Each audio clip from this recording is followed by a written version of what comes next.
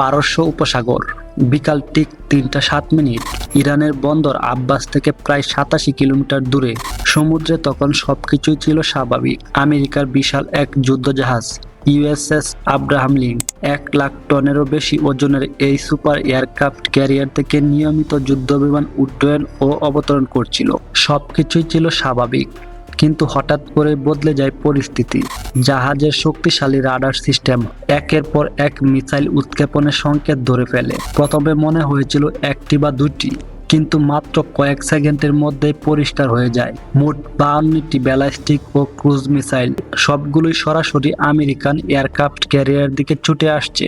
এই মিসাইলগুলো ছোড়া হয়েছিল ইরানের জাগ্রস পাহাড়ের ৪০ মিটার গভীরে লুকানো একটি গোপন ভূগর্ভস্থ ঘাঁটি থেকে।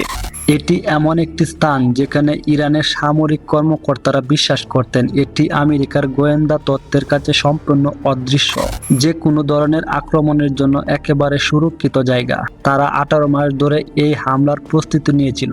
ইরানের ধারণা ছিল কোনো যুদ্ধজাহাজে এই বিপুল সংখ্যক মিসাইলের হামলা সামলাতে পারবে না।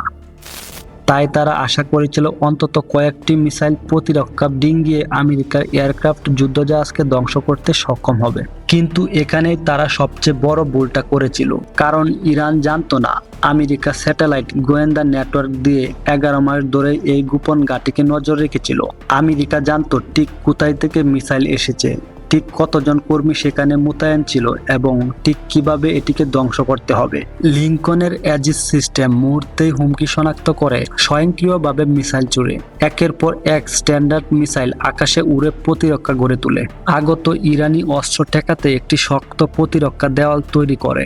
এই সংঘর্ষটি ঘটে প্রায় ৮৫,০০০ ফুট উচ্চতায়, পারস্য উপসাগরের অনেক উপরে, যেখানে মানুষের চোখে কিছুই ধরা পড়ার কথা না। হাইপারসনিক গতিতে এগিয়ে আসা ইরানের মিসাইলগুলোকে আমেরিকান বাধা প্রদানকারী একের পর এক নিখুঁতভাবে ধ্বংস করতে থাকে। ফ্লাইট ডেকের নিচে কমব্যাট ইনফরমেশন সেন্টারে বসে কমান্ডিং অফিসার পর্দায় দেখছিলেন কিভাবে প্রতিরক্ষা মিসাইলগুলো ইরানি হামলা ধ্বংস করছে। কিন্তু একই সঙ্গে তিনি আরেকটি গোপন পদক্ষেপ চালু করেন। আকাশে চলা ক্ষেপণাস্ত্র যুদ্ধের মাঝেই তিনি সিল টিম ৩ এর সঙ্গে সমন্বয় করেছিলেন, যারা মাত্র ৬ মিনিট আগে দুটি MS-16 হেলিকপ্টার করে প্রশিক্ষণ ফ্লাইটের ছদ্মবেশে ক্যারিয়ার থেকে উড়ছিল। ১৪ বছরের অভিজ্ঞ সিল টিম কমান্ডার হেলিকপ্টার নিয়ে ইরানি উপকূলের দিকে এগুচ্ছিলেন। উড়ন্ত অবস্থায় তিনি ইরানি মিসাইল ছোড়ার লাইভ তথ্য পান, যেখানে ২৪ জন সিল সদস্য অস্ত্র ও সরঞ্জামের শেষ প্রস্তুতি নিচ্ছিল।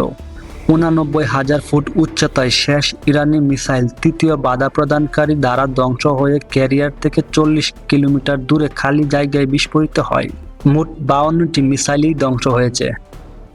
ইরানের কোনো মিসাইলে আমেরিকার প্রতিরক্ষা ব্যাধ করতে পারেনি। ক্যারিয়ার সোজা পথেই এগোয়। ফ্লাইট অপারেশন একটিও বিঘ্নিত হয়নি। এয়ারক্রাফটগুলো স্বাভাবিকভাবে উড্ডয়ন ও অবতরণ করছিল, যা ক্রুদের প্রশিক্ষণ এবং আমেরিকান প্রতিরক্ষা প্রযুক্তির শক্তির প্রমাণ। কিন্তু আসল আমেরিকান প্রতিক্রিয়া তখনই শুরু হয়। সিল হেলিকপ্টারগুলো মাত্র ২০০ ফুট উচ্চতায় পাহাড়ি উপত্যকার ভেতর দিয়ে উড়ে যায়, যাতে রাডারে ধরা না পড়ে। পাইলটরা নাইট ভিশন ও আধুনিক নেভিগেশন ব্যবহার করে ঘন অন্ধকারের পথ খুঁজে নেয়। গোয়েন্দাদের নির্ধারিত নির্ভুল রুট অনুসরণ করে তারা দ্রুত ও নীরবে লক্ষ্যবস্তুর দিকে এগিয়ে যায়।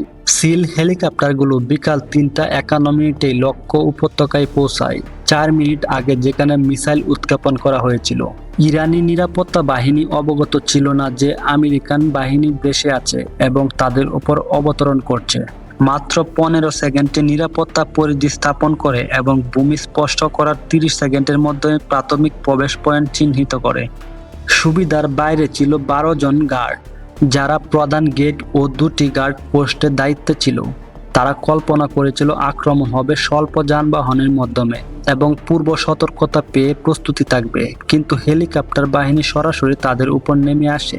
সিল টিম অত্যন্ত নিখুঁত পরিকল্পনা ও প্রশিক্ষণের মাধ্যমে ভূগর্ভস্থ মিসাইল ঘাঁটির প্রধান প্রবেশদ্বার ভেদ করে ভেতরে প্রবেশ করে। বিশেষজ্ঞের নিয়ন্ত্রিত বিস্ফোরণে শক্ত ইস্পাতের দরজা অচল হয়ে যায় এবং দলটি দ্রুত করিডোর দখল করে নেয়। কোনো অ্যালার্ম বাজতে না দিয়েই প্রথম অভ্যন্তরীণ নিরাপত্তা নিষ্ক্রিয়ণ করে। ব্যারাক ও কন্ট্রোল রুমে থাকা অধিকাংশ ইরানি সদস্য সম্পূর্ণ অপ্রস্তুত অবস্থায় ধরা পড়ে এবং দ্রুত নিয়ন্ত্রণে আসে। মাত্র কয়েক মিনিটের মধ্যেই পুরো স্থাপনাটি আমেরিকান বাহিনীর নিয়ন্ত্রণে চলে আসে এবং ইরানি মিসাইল সক্ষমতা অকার্যকর হয়ে পড়ে।